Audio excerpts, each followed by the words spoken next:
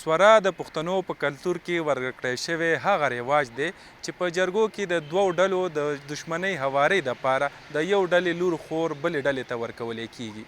دا یو ناروا عمل دی چې د جرګې د لارې د یو پیغلې انساني حقوق غصب کوي. نو بل خوا دغه پیغله د دشمن په کور کې یو شمېر ستونزو سره هم مخ وي. وی خيار هغه چې پردي خپل کی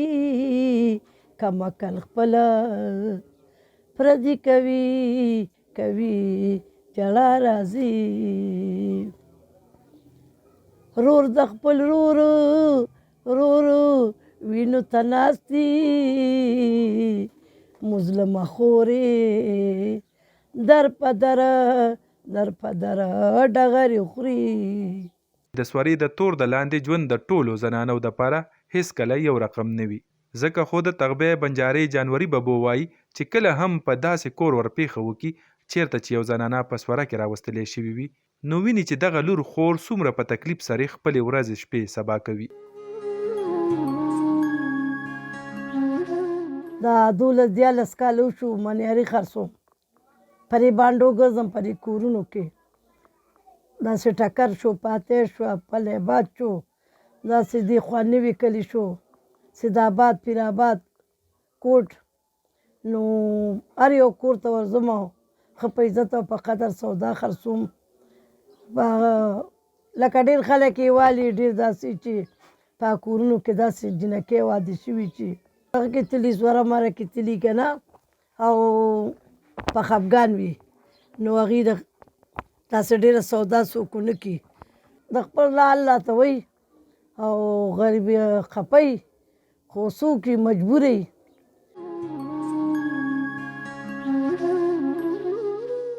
سوره چې د پښتنو په سیمه ورته ښه نشي کتلی، خو بیا هم چې کله د دوو خاندانونو ترمنځ شخړه یا دښمني رامنځته شوې ده او د کلي مشرانو څه فیصله کړې ده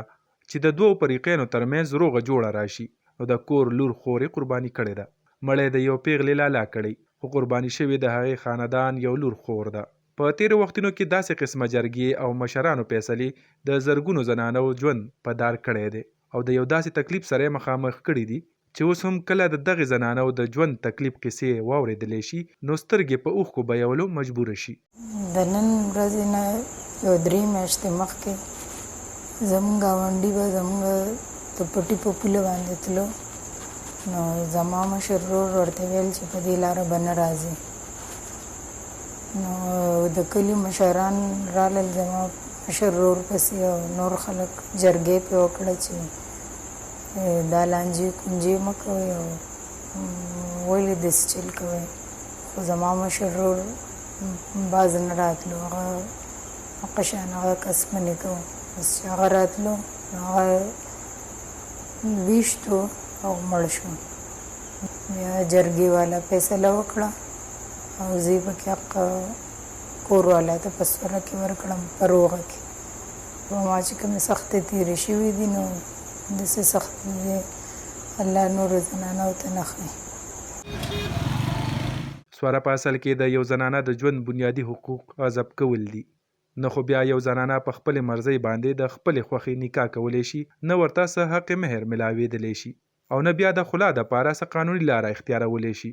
دغه ټولې خبرې دي چې له امله یو پیغله همیش لپاره په تکلیف کې ژوند تیروي. د عالمي میډیا تر مخه د کال 2002 نه د کال 2006 پورې د خیبر پښتونخوا صرف په 2 میداني ضلعو کې د 80 نه زیاتې کوچنۍ ماشومانې په سوره کې ورکړل شوي، خو په کال 2011 کې د سورې خلاف قانون جوړ شوی او له دغې سختوالي له وجې اوس په دغه کیسونو کې قدرې کموالی راغلی.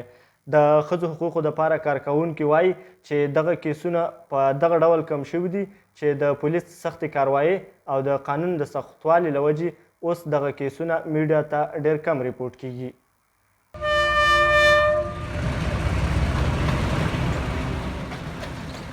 د سورې د تاریخ په حواله یو شمېر مفروضې او خیالونه د تاریخ په کتابونو کې موجود دي، خو ویلی کېږي چې دا عمل د نن نه تقریبا 1500 کاله مخکې د پښتنو په سیمه د یو دوه ورونو ترمنځ روغې راوستلو دپاره عمل کې راوستلی شوې وه. بیا په وروستو کې اکبر باچا هم د سورې او د هندوانو د رسم ستی د ختم کولو دپاره قانوني کاروایي کړې وه. په دغه وخت کې که چېرې جرم به کم و نو اکثر به د روغې لپاره څاروی یا د فصل حصه ورکولی شوه او که چېرې جرم به زیات سنګین و نو بیا به د روغې په صورت کې د یو زنانه نکاح د بل فریق د نارینه سره کولی شوه او مقصد به د دواړو فریقینو ترمنځ روغولي راوستل و خو بیا په وروستو کې دې رسم ډېر خراب شکل اختیار کړو मोतसिब के इदारे में अभी तक हमें स्वारा की एज सच कोई इतनी ख़ास कंप्लेंट्स नहीं आई हैं, लेकिन मेरे ज्वाइन करने से पहले इंडिविजुअल कैपेसिटी में हमने ऐसे 2-3 केसेस जो हैं वो हल कराए हैं। ये एक बहुत ही सेंसिटिव टॉपिक है, ये एक बहुत ही दर्दनाक टॉपिक है और इसमें जो मेन चैलेंज होता है, आपको पता है कि बच्चियों को बचपन में ही किसी और के, और वो भी दुश्मन ट्राइब के हवाले कर दिया जाता है, जिसमें कि फिर उनकी मुकद्दर जो है पूरी ज़िंदगी उनको टॉर्चर किया जाता है, पूरी ज़िंदगी उनके साथ दुश्मनों वाला सलूक किया जाता है। वर्स्ट काइंड ऑफ हरासमेंट है, जैसे कि मैंने आपको कहा कि पूरी फैमिलीज़ भी हरास हो रही होती हैं, बच्ची नफ्सियाती मरीज़ बन जाती है। लेकिन जैसे कि मैंने आपको कहा कि अनफॉर्चुनेटली देखिए कभी कभी इश्यूज़ को एक्सप्लॉइट भी किया जाता है। आप जेंडर बेस्ड वायलेंस के बारे में या आप हरासमेंट के बारे में अनथक वीडियोज़ देखते होंगे सोशल मीडिया पे भी, लेकिन आपने देखा होगा कि उसमें वो मैकेनिज़म्स कभी भी नहीं बताए जाते जो आम लोगों की सहूलत के लिए बताए। इसलिए मैं आपकी शुक्रगुजार हूँ कि आज हमारे पास आप आए हैं और इसी वजह से लोगों को उनके राइट्स के बारे में आगाही, यही तो हमारे बारे में चैलेंज था कि हम एक गवर्नमेंट बॉडी हैं, हमने फैसले भी सुनाए हैं, 400 से ज़्यादा कंप्लेंट्स हमारे पास आई हैं, फैसले भी सुनाए हैं, टेस्टिमनीज़ भी हैं लोगों की, मगर उसके बावजूद लोगों को, हम गवर्नमेंट बॉडी है लेकिन लोगों को पता नहीं है कि वी एग्जिस्ट। तो अगर लोगों को उन मैकेनिज़म्स के बारे में आगाही हो जो कि उनके लिए फ़राहम किए और जो उनके लिए अवेलेबल हैं, तो मेरे ख़्याल से कंप्लेंट्स आना शुरू होंगी। तो मैं इसी वजह से, जैसे कि मैंने गुजारिश की, अभी केपी में 4 महीने में, आपको पता है लोगों को एक सेमिनार ऑर्गेनाइज़ करने में 4 महीने लगते हैं, लेकिन हम बैठे नहीं हैं, हमने 4 महीने में 50 सेमिनार्स जो हैं वो ऑर्गेनाइज़ किए हैं।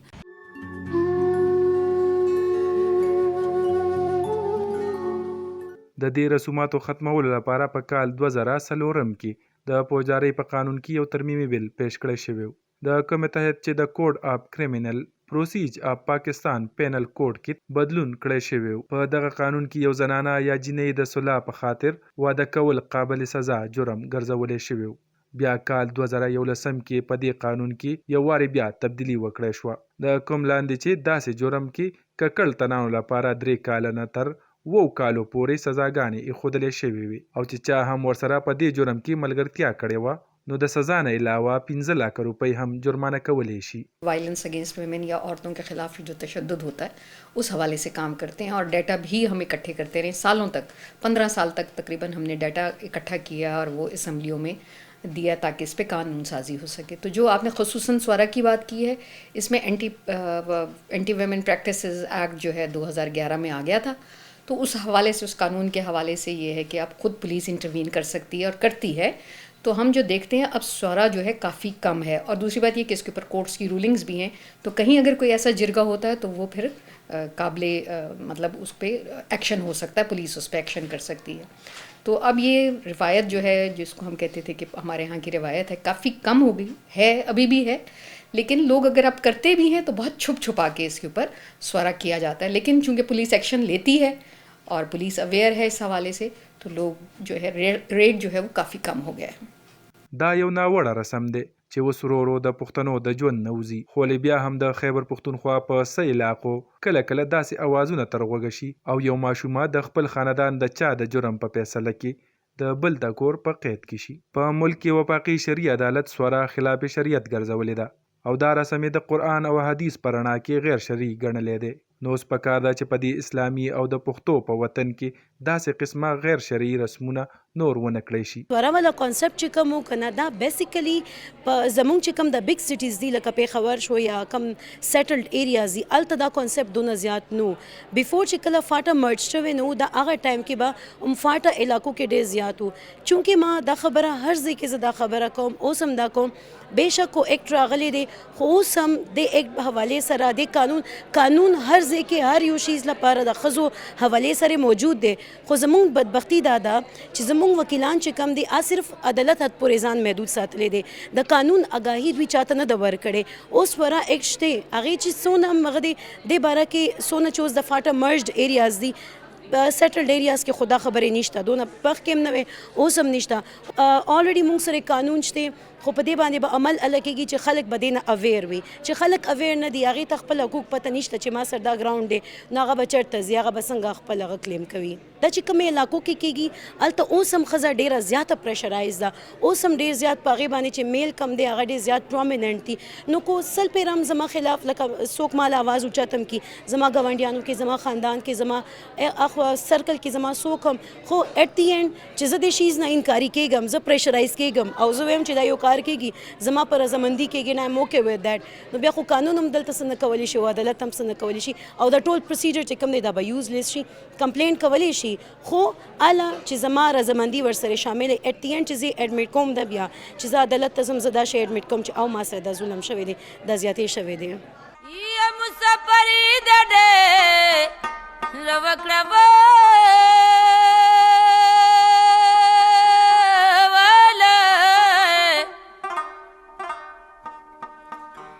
نمنګول د ډاکا ګرانا شچ زرا چې مېنا